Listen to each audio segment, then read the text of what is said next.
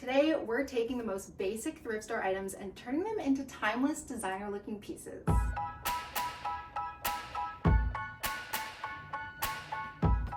Well, hello to all of you thrifters and DIYers. Today we're doing 5 staple thrift flips that you can almost always count on to look high-end no matter what you find. Think Olive Atelier and Pottery Barn, but for a fraction of the cost. We've got lots to get through, so let's start with number 1. Okay, so I showed you this tray in my last video, and we're going to give it a makeover by toning down the yellow and darkening it to a more earthy and muted tone. Now this yellow tone, as I'm sure you've experienced, is very common among a lot of woven items at the thrift store. You'll notice that high-end designer pieces tend to lean more towards the soft organic shades and just have a more authentic natural look. The good news is, we can easily change the tone of most woven pieces with craft paint, a little water, and a sanding sheet. First, I'm giving the whole surface a quick sand to remove any shine and help the paint adhere better. Next, we're using a dark brown craft paint to create a wash. People often suggest a 1-to-1 paint to water ratio, but I like to start with a bit more water at first and build the color gradually.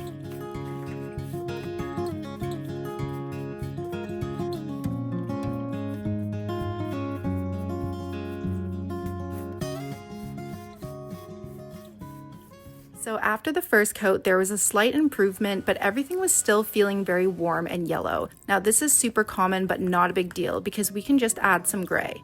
For the second coat, I switched to a mostly gray wash with a bit of brown and less water to get a more smoky and muted tone.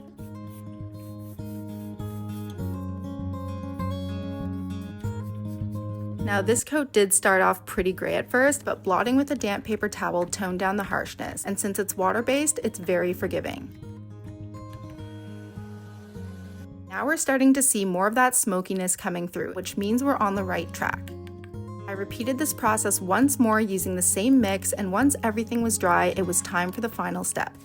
I just went in and lightly sanded over a few areas to bring back some dimension and give it that slightly distressed look. And finally, here's how it turned out. The deeper earth tone makes such a difference and really gives it that timeless, authentic feel. Like I mentioned, this same technique can be applied to almost any woven piece, and it costs next to nothing.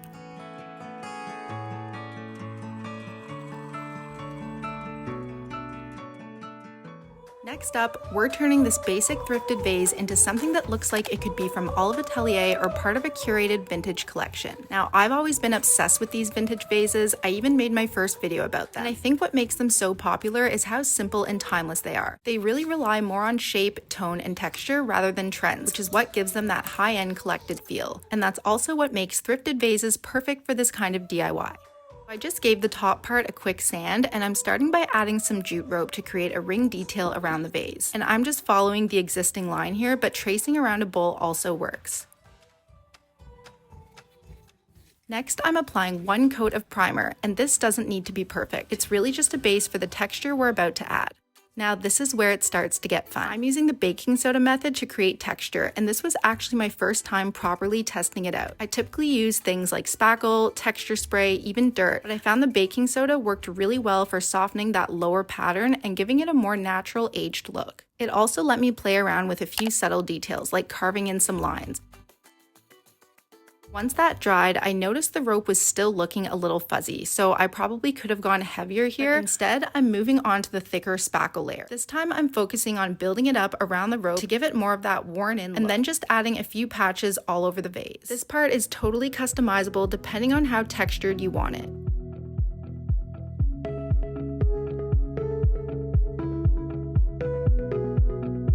One thing to keep in mind, if you're not mixing spackle with paint or glue, it can reactivate with moisture, so just to be safe, I'm sealing everything in with a matte spray. Once that's dry, I'm going in with a coat of the same brown chalk paint, and this is where you start to see all those layers finally coming together. And if you watched my first video, you already know I have a bit of a weakness for cinnamon, so of course I had to use it here. What's interesting about this step is you don't want the paint to be fully dry yet. That's actually what helps the cinnamon stick and set into the surface. I'm starting by applying it with a dry paintbrush and lightly dusting over the vase and letting gravity do most of the work. As you can see, it creates this really natural, almost rusty dirt-like finish. Now before the last step, I'm going in once more with the sealer. And this is going to take off some of the cinnamon, so make sure you really build it up in the areas you want to keep. And last but certainly not least, I'm going in with a light dry brush and using this soft beige. You'll want to lightly dip just the tip into the paint and then brush most of it off so there's barely anything left. That way the paint only catches on the raised areas.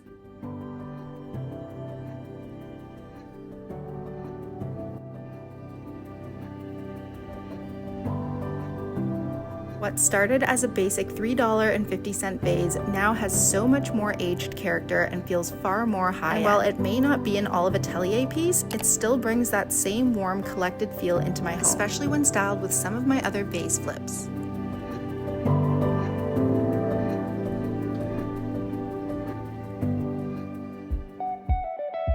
This next flip I'm really excited about because I see these plain cutting boards all the time at the thrift store, and I've been dying to finally age one into a primitive style vintage breadboard. These are featured all the time in those high-end curated kitchens, and they just add that timeless warmth and lived-in collected feel to a space.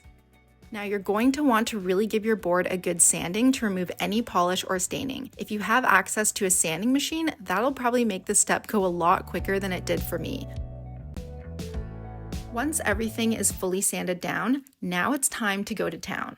The distressing process is where we really start to build that aged character. Now there are so many different ways you can do this, and honestly they all work. A screwdriver, a sharp knife, even a rough edged stone could probably do the trick. I just grabbed a screwdriver and whatever other random tools I had lying around, and I'm basically scuffing the surface to mimic the wear of a well-used breadboard. What else more could someone need? You've got a key and I've got a lock. Let's build a house upon a rock. Let's build a house upon a... Okay, so at this point, I'm pretty happy with the amount of distressing, but obviously the wood is still looking a little raw. So this is where we really start to build that aged color.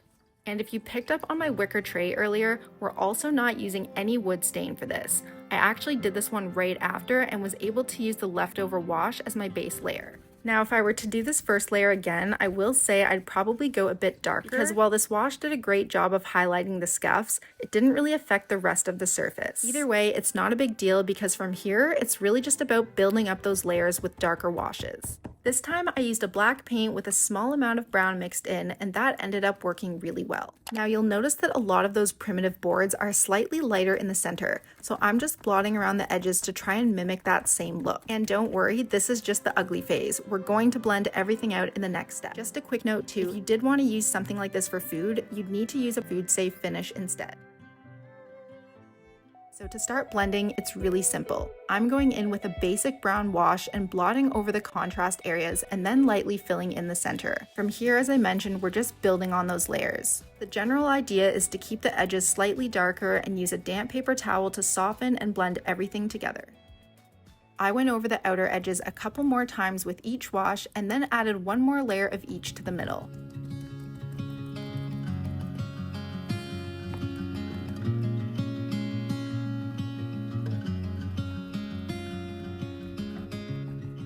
I ended up trying a slightly different look on the other side by filling in the center. And this is officially my first vintage style breadboard.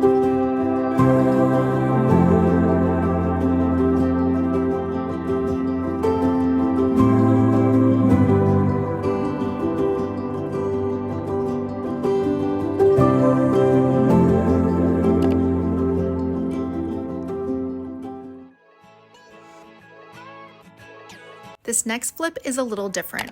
We're doing the ever so popular paper mache bowl, but with a bit of a twist. Instead of building the form from scratch, I'm using this thrifted wooden bowl as a base structure and building directly over top of it so it eventually becomes part of the final piece. I personally find this method a lot more efficient because it keeps the shape really consistent and you don't have to worry about it collapsing or warping as it dries. So for the actual paper mache, I'm just using this celluclay, which is basically a pre-mixed paper pulp, and you just add water to it. It's super easy to work with and it already has that thicker clay-like texture, so it makes building up the shape a lot quicker, and you also don't have to deal with layering on a ton of paper strips. Now I'm just going off feel here, but basically you want to add enough water so that your paste is thick enough to hold its shape, but also still soft enough to spread smoothly over the surface. I probably could have made mine a bit thicker since I did have to smooth things out a little later, but it still worked out.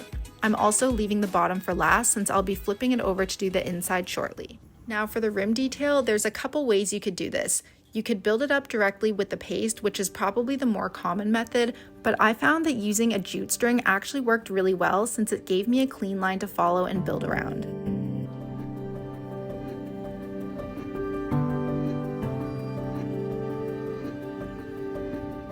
Okay, once everything had a couple days to fully dry, this is what we're left with. And the sanding step is optional. You might not even need it depending on your paste, but I'm just going in to soften any rough edges and knock back any high spots.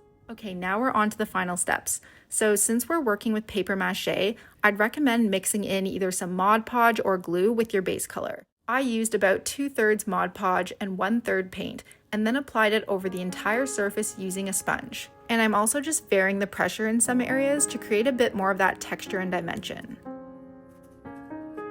This dries pretty quickly, by the way. Mine only took 10 minutes with a hairdryer. Okay, so for the final step, we're gonna do that same dry brush technique that we used on the vase, but this time I'm going in with a darker brown.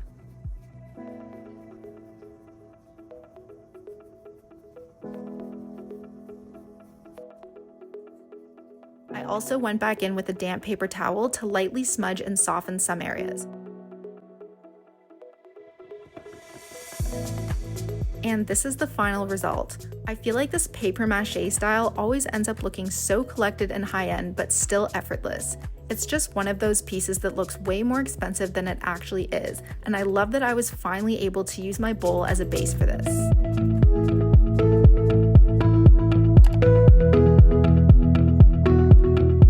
And for this last flip, we're gonna attempt to recreate this Pottery Barn lamp. Now, I thrifted this one a while ago, but you can find these everywhere. Similar to vase flips, it's all about the shape, and once you have that, you're pretty much set.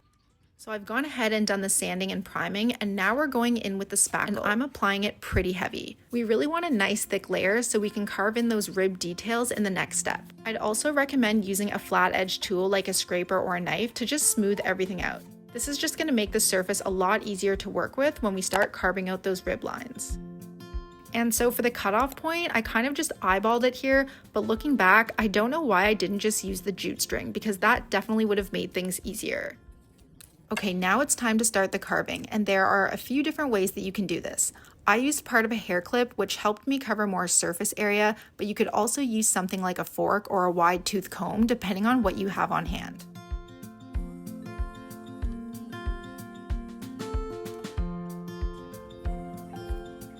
Once that's fully dry, I'm gonna go back in with some sanding to just smooth out any rough patches. And as I mentioned, the spackle can be reactive to moisture, so I'm just gonna give everything a quick seal before moving on.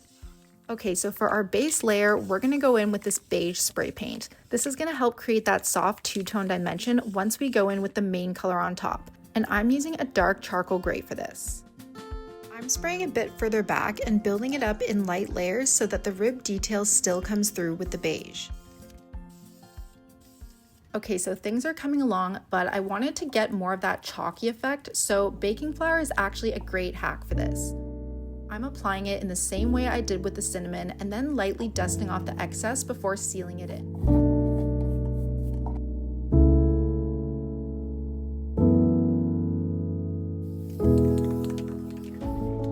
And here is the full transformation. I really had so much fun with this one, and I hope today's flips ignited your creative spark and got you excited for your next project. Sometimes it just takes a new perspective to turn an ordinary thrift find into something truly timeless and special.